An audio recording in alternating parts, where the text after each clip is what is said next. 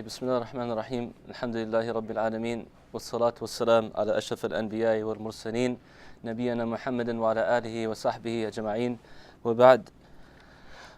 Continuing along with Ad-Da' wa Dawa, the sickness and the cure by Ibn Qayyim rahimahullah. Now he goes back to somewhat summarize what he's been talking about for the last several chapters in terms of the punishments for sins. So he says, أما العقوبات القدرية فهي نوعان، نوع على القلوب والنفوس ونوع على الأبدان والأموال. So in terms of the qadri or decreed punishment, there are two types. The type that occurs upon the heart and the soul, and the punishment that occurs upon one's physical body and his wealth. والعقوبات القدرية التي على القلب نوعان. And the one that happens to the punishment that occurs upon the heart is also divided into two categories. أحدهما الآلام الوجودية يضرب بها على القلب. The first one is like the pain or the physical pain that can occur to the heart. So when one falls into sinfulness, like he can actually have physical pain, or his heart can actually become physically ill. And the other one, والثاني قطع المواد التي بحياتها وصلاحها عنه, that it will cut off the beneficial matters that give life to the heart. So when a person indulges in too much sin, those things that we've discussed before that give life to the heart in terms of reading the Quran, remembrance of Allah subhanahu wa ta'ala, doing the good deeds, they will be cut off. So the person's heart can become physically sick, and it can become spiritually sick from lacking the nutrients of iman and a'mal al-salihah. And then he goes and discusses the uqubat al-qadariyah al-abdan, the punishments that can occur upon the physical bodies as well as the bodies going into the next life. والتي على الأبدان أيضا نوعان، نوع في الدنيا ونوع في الآخرة. And the punishments that can occur upon the body are also of two types, those from this dunya and those from the akhirah. So in brief, the punishments that can happen in the dunya, we said in terms of physically getting sick, maybe losing one of the gifts that Allah subhanahu wa ta'ala gave you in terms of your eyesight or your health or your bodily functions, losing wealth, being punished in that sense. Or in the next life, when one goes into the grave, we said, especially for believers, if their sins were too much and it was not enough punishment in the dunya, the pain of death, when the angel of death comes to take your soul, that's a kind of punishment or physical punishment upon the body. If that's not enough, then going into the grave and experiencing the trials and tribulations of the grave. If that's not enough, then upon the sirat, walking across, and then some people will actually be pulled into the hellfire and punished in there. So these are all means of expiating the sins. So the body you can have physical punishment in the dunya, something harmful can happen to you, and if that's not enough, then you can have the spiritual punishment going into the akhirah or in the akhirah. Just a quick question. So the person doesn't make tawbah, or if their tawbah was not sufficient or correct. Some people think that they made tawbah, but their tawbah is not accepted. Just as some people, they offer salat, and in the same ranks of the lines of salat, one person can be like in the highest levels, very close to Allah subhanahu wa ta'ala, and the other person has his salat thrown back in his face because he doesn't have no khushu' in it. So the same thing, some people make a sincere tawbah, and they become actually better than they have before committing the sin. And we also mentioned some people, the sin is so great, they don't make a tawbah ever achieving that level, so they require some type of punishment to expiate the sin. Wallahu a'lam. And then he says, فَلَيْسَ فِي الدُّنْيَا وَالْآخِرَةِ شَرًّا أَصْلًا إِلَّا الذُّنُوبِ وَعُقُوبَاتِهَا. That there's no real evil in this dunya or in the akhirah except that it goes back, or except for sinfulness and the results of sinfulness. So all evil comes through sayyi'at. Al-shar comes from the sinfulness. And it is basically the act itself is evil, and the punishment that comes upon it is a form of evil.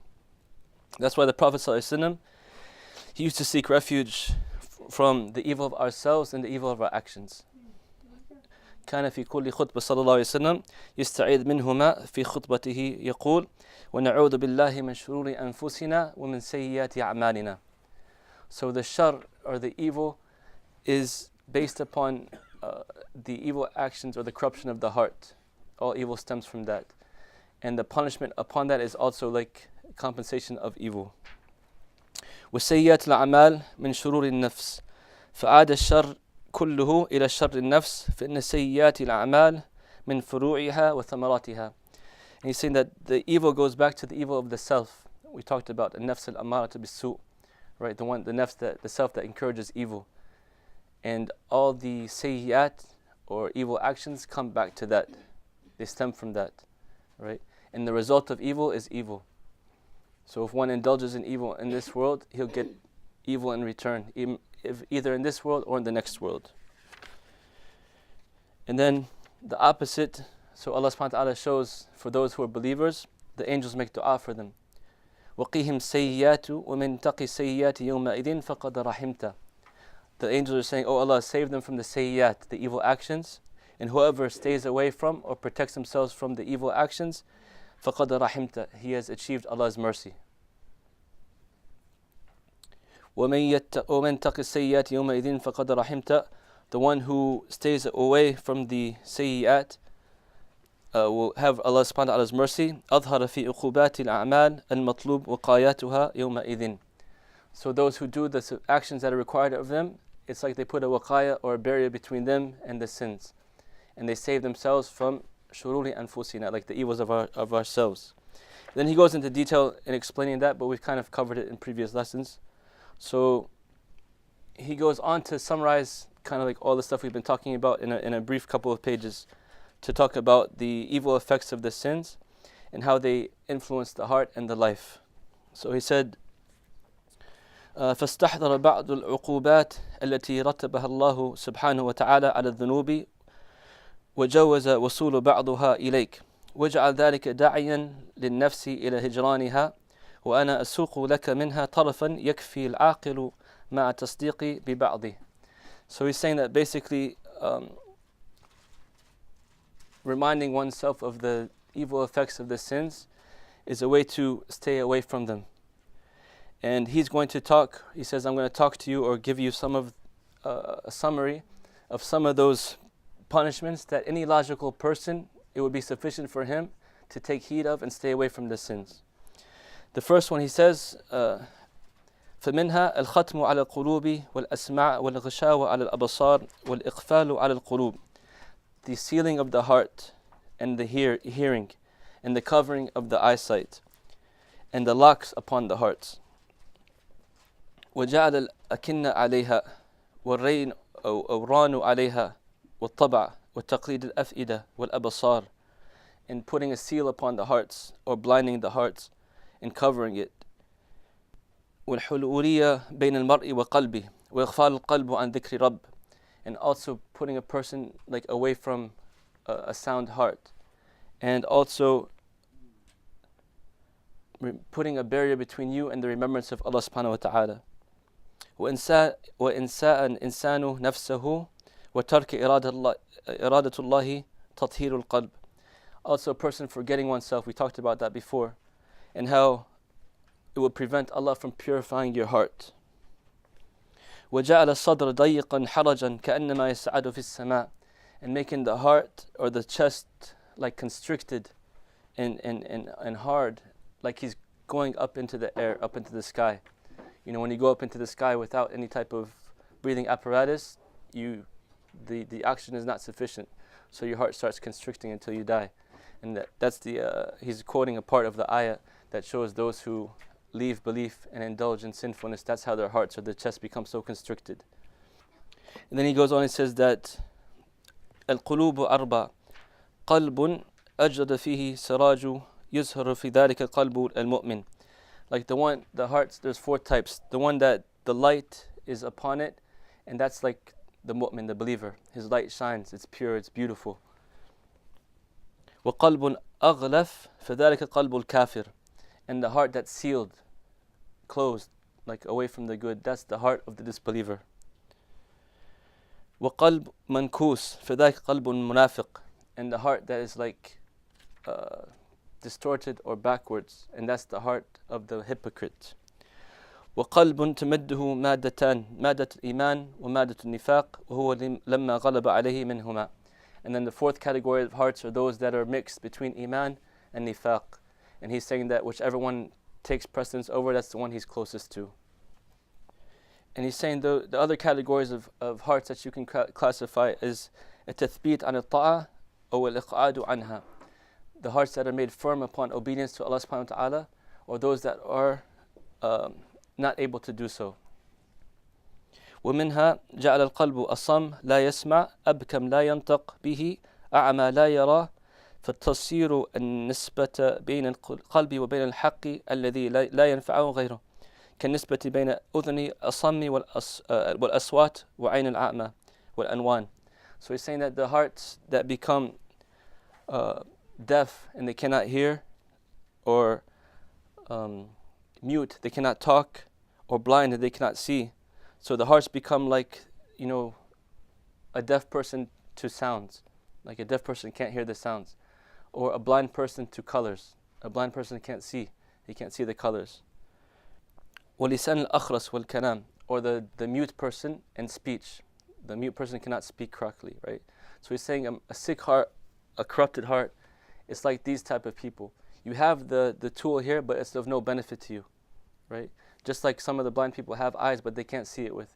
Or some deaf people, they have ears, but they can't hear with it. Or some mute people, they have tongues, but they cannot speak with it. So that's like the heart of a mu'min, a believer, that's not benefiting him. He's indulged in too much sin, so his heart is sealed, right? He's not using the tool that Allah subhanahu wa ta'ala gave him as a gift in the service of Allah. He's unable to use it. And then he quotes the ayah, فَإِنَّهَا لَا تَعْمَى الْأَبْصَارُ وَلَكِنْ تَعْمَى الْقُلُوبُ الَّتِي فِي الصُّدُورِ. It doesn't blind the eyes, but it blinds the hearts that are in the chests, right? وليس المراد نفي العمي الحسي عن البصر كيف وقد قال الله تعالى ليس على الأعمى حرج. So the meaning of this ayat is not taking away the eyesight from those who, the vision, like the physical eyesight.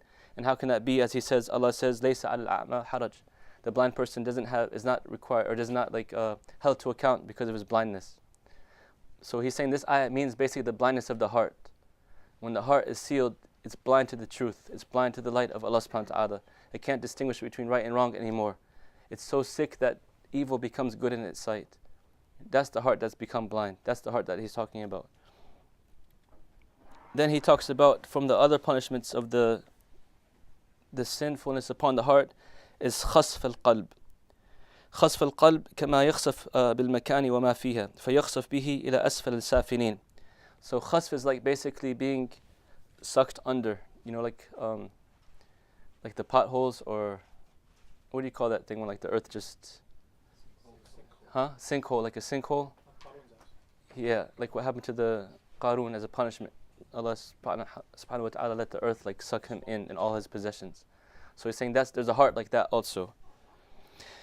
فيخسف به إلى الأسفل السافلين وصاحبه لا يشعر وعلامة الخسف به أنه لا يزال جوالا حول السفليات والقاذورات والرذائل كما أن القلب الذي رفعه الله وقربه إليه لا يزال جوالا حول العرش.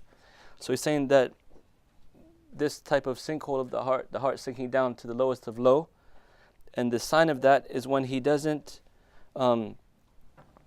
basically notice the good around him, and he's always around evilness or low characteristics or those things that pull you away from Allah subhanahu wa ta'ala. That's a sign, like a person, if he's always around evil, surrounding himself with bad company, being pleased with stuff that's displeasing to Allah subhanahu wa ta'ala, taking pleasure in those things that Allah has made haram, that's a sign that his heart is makhsuf, like that it's been put down to the low of the low. As the opposite, he says, the believer's heart, the true believer that's away from this type of evilness, Allah subhanahu wa ta'ala lifts him to the highest of the high, and he's close to Allah subhanahu wa ta'ala. And he's like Jawal Hawl al-Arsh, like he's flying around the Arsh of Ar-Rahman, the throne of Allah subhanahu wa ta'ala. And the believers that reach such a high level of Iman, they're in that state, like they're basically like the malaika, basically their iman is so high, they feel like they're so close to Allah subhanahu wa ta'ala. This dunya, which means dana, bringing you down, is not bringing them down. They're like flying up. Their soul is light, right? And that's the opposite of al-khasf. And then he says, the other category is masakh al-qalb, like distorting or corrupting the heart. فَيَمْسَخُ كَمَا تَمْسَخَ الصُّورَةِ, and it's distorted or corrupted like the picture is or the person's physical being becomes corrupted. Like, you know how Allah subhanahu wa ta'ala changed some of the children of Israel into monkeys or pigs as a punishment? That's called masakh, like when Allah changes a person's physical picture. And the Prophet ﷺ said also about the one who precedes the imam, that Allah subhanahu wa ta'ala might turn his head into like the head of a donkey, for example. And there's many amthal in the Quran that talk about hayawanat. This is the type of masakh he's talking about. فيصير القلب على قلب الحيوان الذي شابهه في أخلاقه وأعماله وطبيعته. So his heart becomes like an animal that he's most likely imitating in his character or his action or his nature. So if a person's nature becomes like that of certain animals, he's saying that he starts taking on the characteristics of those animals. And he'll say also physically as well as spiritually. فمن القلوب ما يمسخ على قلب خنزير لشدة الشبه صاحبه به. So some of their hearts become like the hearts of, or become like the pigs basically, because of the characteristics that they have compared to the pigs. Like what kind of characteristic would that be? Huh? You said filth? How, like liking dirty things, yeah, filthy things, for example, or greed, like it's, sometimes they call people, like when you want to insult somebody, you're being a pig because you're so greedy, you eat so much. Or they say male chauvinist pig, like a person that just, looks at women as objects as opposed to human beings, stuff like that. So he's saying that certain sins will make a person's heart become like that of the pig, right? And they take on the characteristics of the pig. ومنها ما يمسخ على خلق قلب كلب أو حمار أو حية أو عقرب وغير ذلك. And some they will turn to the characteristics of a dog or a donkey or a snake or a scorpion and others. وهذا تأويل سفيان بن عيينة رحمه الله في قوله تعالى وما من دابة في الأرض ولا طائر يطير بجاحه إلا أمثالكم. Imam Sufyan ibn Uyayna rahimahullah, he made the tafsir of this ayah. There's nothing of creatures in the earth or things that fly in the air with their wings, except that there are similar similar creations of it. So Imam Sufyan ibn Uyayna rahimahullah, he's saying that the tafsir of this ayah, that there's like a comparison of all the different animals to human beings. There are certain human beings that act like certain animals. منهم من يكون على أخلاق السباع العادية. Some of them become like the predatory animals, predatory beasts, like lions and wolves. ومنهم من يكون على أخلاق الكلاب وأخلاق الخنازير وأخلاق الحمير. And some of them become like the characteristic of the dogs, or the characteristic of pigs, or the characteristics of donkeys. ومنهم من يطوس في ثيابه كما يطوس في ريشه. Some of them like become so like flamboyant, like the what's that bird translated? It's called peacock, right? Huh? No, he said taus. He said taus. That the taus is I think the peacock. Yeah.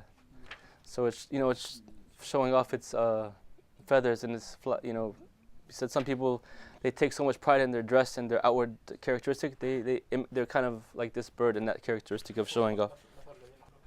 Himari yahmilu al-asfara. Yeah.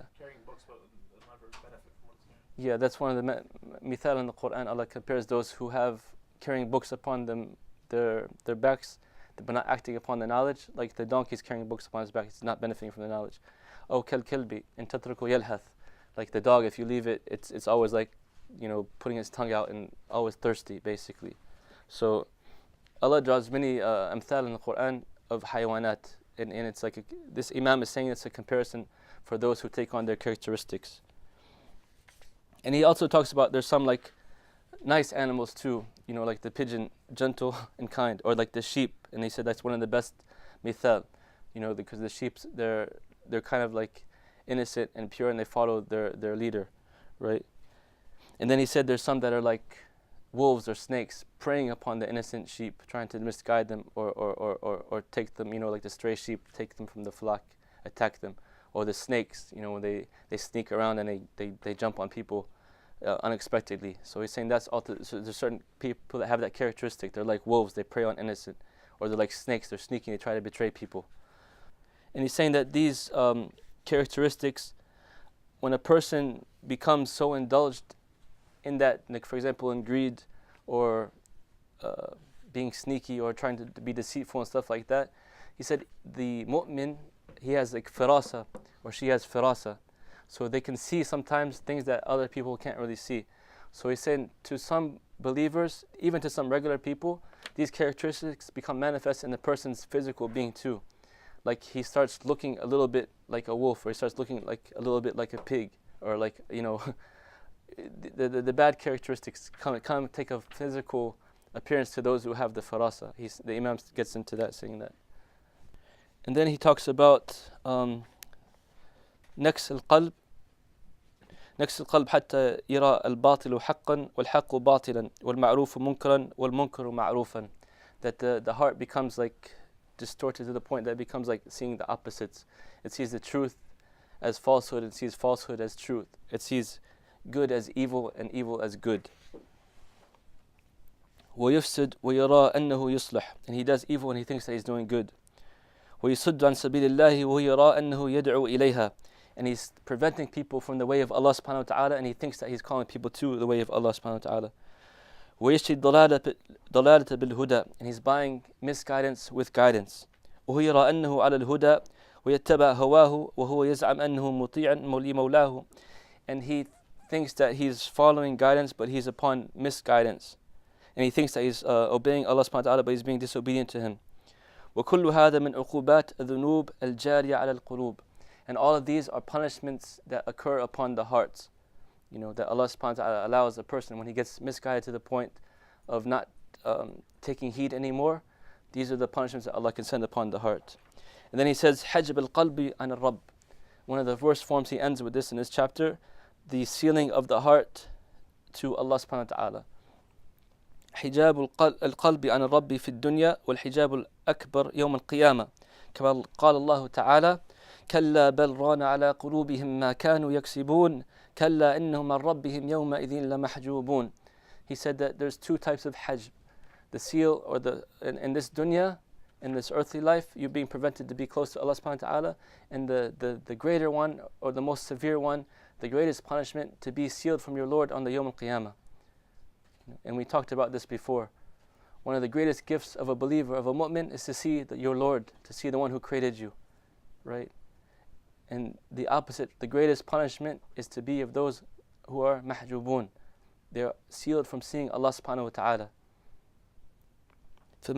فمنعتهم الذنوب أن يقطعوا المسافة بينهم وبين قلوبهم فيصلوا إليها فيرى ما يصلحها ويزكيها وما يفسدها ويشقيها وأن يقطعوا المسافة بين قلوبهم وبين ربهم فتصل القلوب إليه فتفوز بقربه وكرامته وتقر به عينا وتطئ به نفسا بل كانت الذنوب حجابا بينهم وبين ربهم وخالقهم. So basically the sins became a barrier to him and to his Lord, and he wasn't able to get close to Allah, he wasn't able to connect to Allah and do the good deeds, because the sin was, the heart was sealed, it was covered, it has hijab between it and between Allah Azza wa Jal. And we seek refuge in Allah from that. And then he goes also from the evil effects of sins, al-ma'ishatu ad-danka, like the miserable life. المعيشة الضنك في الدنيا وفي البرزخ والعذاب في الآخرة قال الله تعالى ومن أعرض عن ذكري فإن له معيشة ضنكا ونحشره يوم القيامة أعمى. So the miserable life in this dunya, in the barzakh, between now and the next life, and in the afterlife, Allah subhanahu wa ta'ala gives him an evil abode. وفسرت المعيشة الضنك بعذاب القبر. And some scholars did the tafsir saying that the miserable life is in the punishment of the grave. ولا ريب أنه من معيشة الضنك والآية تتناول ما هو أعم من ذلك. And he said, there's no doubt this is true. معيشة الضنك can also be in the grave, but this ayah is general. It covers the misery of this life, in the grave, in the akhirah. You know, like for the believer, subhanAllah, he's going to go into it now also. What is the good life, or معيشة الطيبة? If you read in the Quran, you find ما عندكم ينفد وما عند الله باق ونجزين الذين صبروا أجرهم بأحسن ما كانوا يعملون. That which is with you will be finished, it will go away. But that which is with Allah subhanahu wa ta'ala will last. And we will surely pay or recompense the patient with a great reward for what they used to do. Right? And then right after that, talking about طيبة. So the opposite of dunk is طيبة. من عمل صالحا من ذكر أو أنثى وهو مؤمن فنحيينه حياة طيبة ونجزينهم أجرهم بأحسن ما كانوا يعملون. Whoever acts righteously, male or female, and he is of the faithful, or she is of the faithful, believing, we shall give them a good life and reward them in the best way for what they used to do. Right? So that's in this life. Also in the middle part, الذين تتوفاهم الملائكة طيبين أنفسهم أو طيبين يقولون السلام عليكم. The angels take away their souls طيبين, in a good way. So we have the first part, the believers have a nice life in this world. Also when you're being departed from this world, the angels taking your soul, you have it in a good way, as opposed to the believers have it the worst way. And then in the akhirah, وسيق الذين اتقوا ربهم إلى الجنة زمرا حتى إذا جاءوها وفتحت أبوابها وقال لهم خزنتها السلام عليكم طبتم. That when you're entering into the gates of paradise, and the 8 keepers or the angels will say Assalamu alaikum طبتم. Again, طيبة العيش. So good life in this world when your soul is being taken, and in the akhirah. That's for the believer. The disbeliever, or the one who is a corrupt person or evil person, he has danka in this world, in the barzakh, and in the akhirah. فإنه سبحانه وتعالى رتب المعيشة الضنكة على الإعراض عن ذكره. Allah caused this miserable life for those who have turned away from His remembrance. من أعرض عن الذكر فإنه لمعيشة ضنكة. فالمعرض عنه له من الضنك والمعيشة بحسب إعراضه عنه. That the person who will have a miserable life depending on how much he turns away from Allah subhanahu wa ta'ala. So the more one is away from Allah, the more miserable the life will be. No matter how much wealth or how much, material possessions you have, even if he's turning away from Allah subhanahu wa ta'ala, he will not have ma'ishtan tayyibah, he won't have a good life. He'll have ma'ishtan danka. That's why we see like some of the billionaires or some of those who are the most successful in this dunya, apparently, they have so many miseries and so many sufferings, depression, they have to take pills, they're getting exposed, embarrassing stuff on national TV in front of everybody, their name is being ruined, even though they apparently have all the material stuff, but they're missing that spiritual aspect. So their life is dank, right? ففي قلبه من الوحشة والذلة والحسرات التي تقطع القلوب. In their hearts are like anxiety and disgrace and regret that destroys the heart or cuts up the heart. والأماني الباطلة والعذاب الحاضرة. And they have like false hopes, false desires, false like fake dreams that they think they're going to achieve, but they're really in reality they have a miserable time. وإنما يواريه عنه السكرات الشهوات والعشق وحب الدنيا والرئاسة وإن لم ينضم إلى ذلك السكر الخمر فيسكر فهذه الأمور أعظم من سكر الخمر. He's saying like the life or the love of this dunya in general is making a person drunk in the sense they don't realize what's good for them. Even more so than wine can make a drunkard person act. When a person drinks wine, he's in a stupor, he doesn't really know what he's doing, right or wrong. He doesn't really understand or comprehend his actions.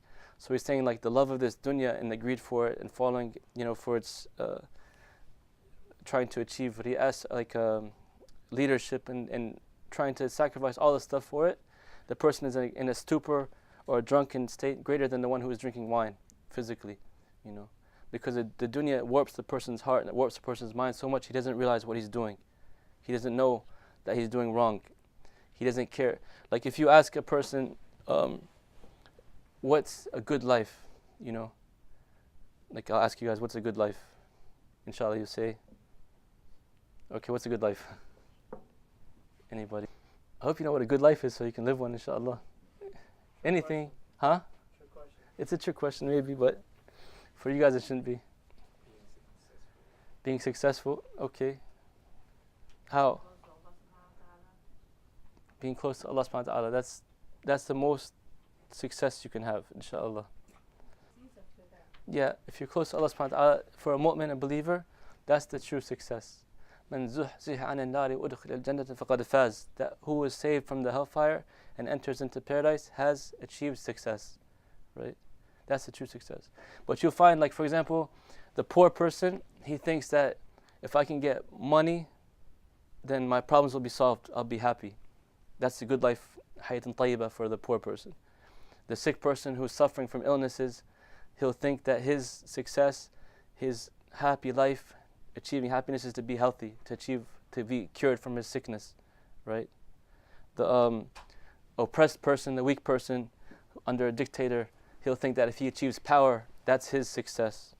So people always look, in general, they get fooled by the dunya and they look to success from dunyawi lens. But the mu'min, the believer, he looks in this ayah. Allah says, whoever does good deeds and has iman will have a successful life. So the true success, the true happy life in this dunya and the akhirah is being with Allah subhanahu wa ta'ala. No matter what you accumulate from the dunya, if you're not with Allah subhanahu wa ta'ala, you don't have a real happy life. At the end of the day, this whole life is 1 hour. That's it. يوماً أو بعد يوم ساعة من نهار. It's nothing. It's going to be gone like a blink of an eye.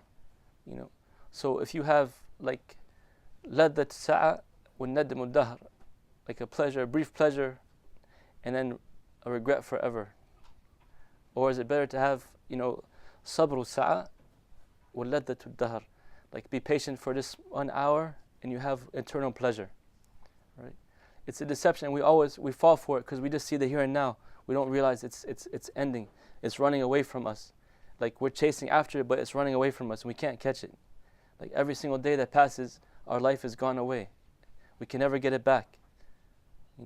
You keep looking like when you're young, when I turn such and such, I'll be able to drive.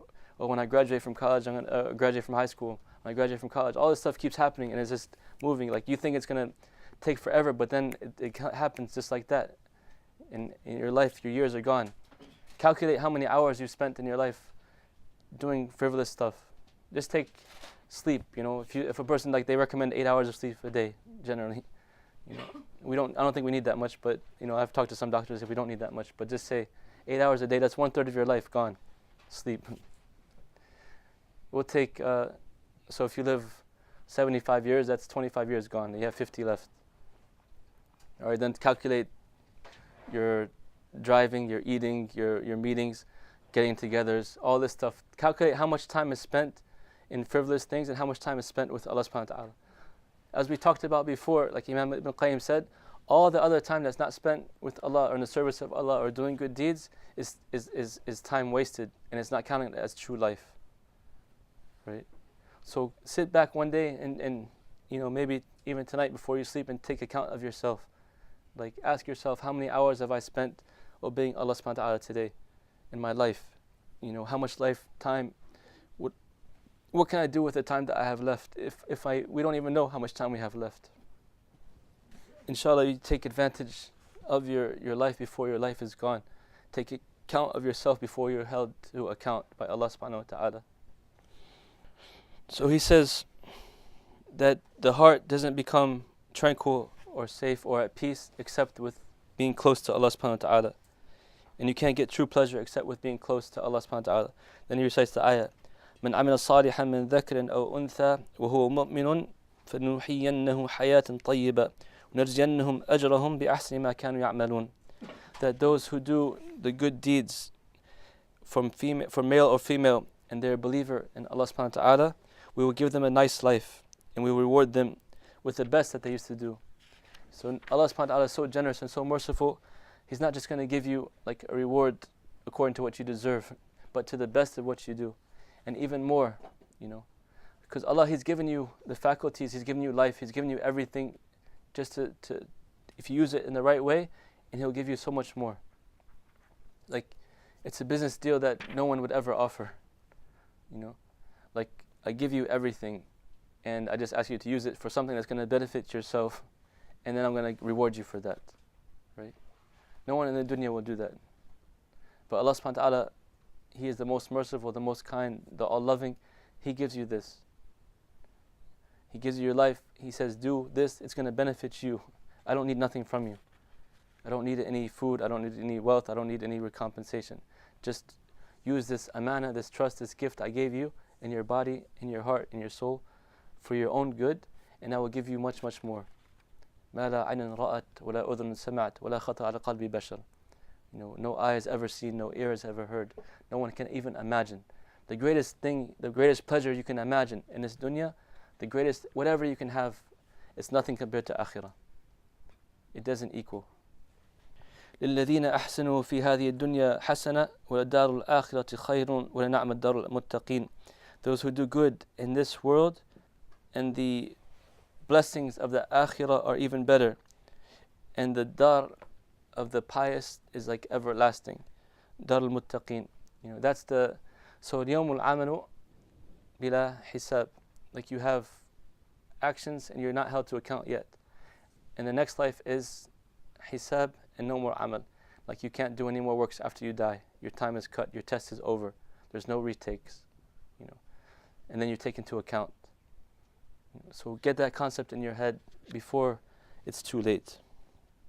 When استغفر ربكم ثم توبوا إليه يمتعكم متاعا حسنا إلى أجل مسمى ويؤتي كل فضل فضله. And seek forgiveness from your Lord and repent to Him, He will give you a nice sojourn, متاعا حسنا, in this world. He'll make your life easy for you. If you see the true mu'min, the true believer, when you read about the salaf, the seerah of those scholars, and even nowadays, those people that are true believers, even if they're living like financially not that well, but subhanAllah, they have like a happiness in their heart. They're so content with what Allah subhanahu wa ta'ala has given them. They're so thankful for just the littlest of things, because they know it's from Allah subhanahu wa ta'ala. They're not greedy, they don't covet the dunya, they don't hate one another for dunyawi purposes, right? They're just so happy with what Allah has given them, and they live such a peaceful life.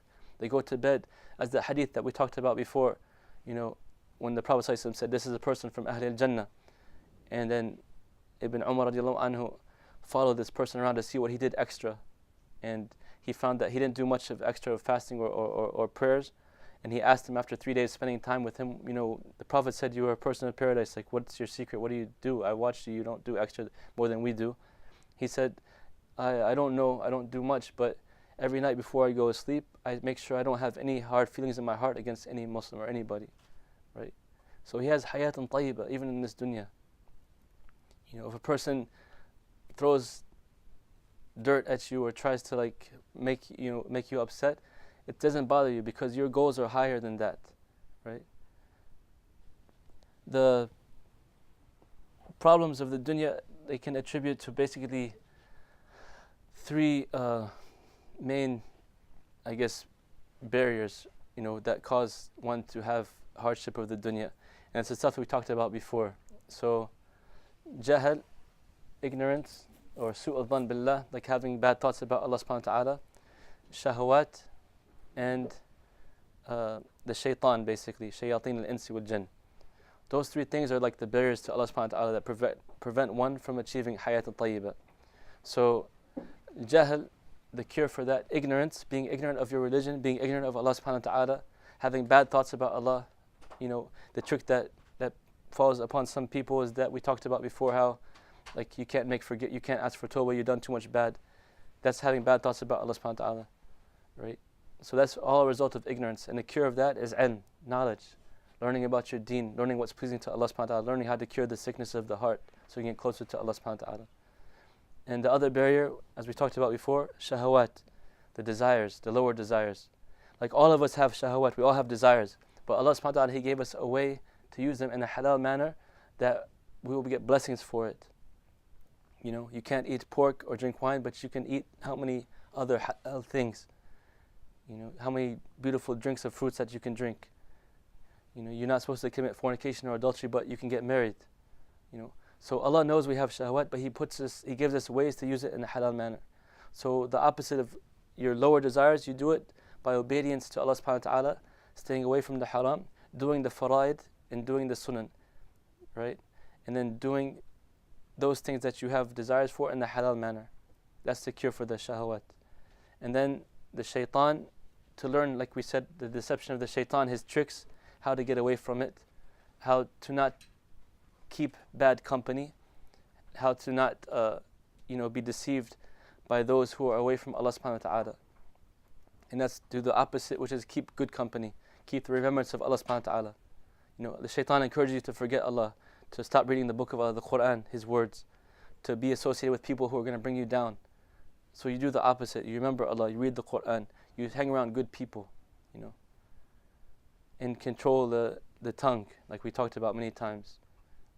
I just read recently a beautiful statement. It said that, on the Day of Judgment, you cannot give one hasanat to the most beloved people to you. You can't help your mom, your dad, your son, your daughter, your brother, your sister, your spouse, your closest of best friends. You can't give them one hasanat on the Day of Judgment. But the worst of the worst, those that you actually despised, you give them mountains of hasanat because you dirtied your tongue with backbiting or namima or ghiba or these type of sins of the tongue, right? So imagine that you can't give it to someone you love, but you're going to be taken from you and forced to give it to someone that you dislike. So be very careful about the tongue. Those are the three main cures or the three main barriers to hayat tayyibah, and those are the three main cures, the opposites basically. Some scholars, they say too, be very careful not to have huzn. Like huzn, grief, sadness, Allah subhanahu wa ta'ala, it's not related in the Quran except as Allah is forbidding us from it. La tahzanu, don't grieve. Or negation, like not allowing grief, like the believers. وَلَا هُمْ يَحْزَنُونَ لَا خَوْفٌ عَلَيْهِمْ وَلَا هُمْ يَحْزَنُونَ. They don't have grief. So it's always like negated in the Quran. So a Muslim, a mu'min, he should try his best to avoid having depression or grief or sadness and stuff like that. And know anything that's so hard that happens in the dunya, there's always a way out. And what comes in the next life is even better. So always have hope, right? If something bad happens to you, be patient. Something good will come. Always expect good from Allah subhanahu wa ta'ala no matter what. Don't ever grieve or be miserable or think that this is it, this is the end. The other thing is being attached to the dunya. Like don't ever put your hopes, all your aspirations into one individual or one thing. Like if people, they think that this is the here and end all. If I don't achieve this, then I'm failed. Or if I don't be with this person, for example, I failed. Don't ever think like that. Don't always put your hopes on Allah subhanahu wa ta'ala first and foremost, right? Everything else is come and go. But if you're connected to Allah subhanahu wa ta'ala, He will protect you and He will give you that which you need. And don't, they say, like call it having false aspirations. A Muslim, he's one of action. Like you don't just live in la la land and have these like goals and dreams and stuff like that, but never do anything. Like always work, always have action. وَسَعْيَهَا لَهَا. They struggled for it, they worked for it to get to Jannah. That's your main purpose, to get the good life in this dunya and akhirah. If you put your goal, your mission statement is, please Allah, get to paradise, right? Then you put all the plans, how can I achieve these things? That's your mission statement in the dunya basically, right? You figure that out. That's how I'm going to live. That's how I'm going to achieve it. That's how I want to get to Jannah. You plan for that. Then everything else you build around that. That's how the true Muslim is. So we'll pause here, inshallah. If anybody has any comments or questions or benefits, jazakumullah khair.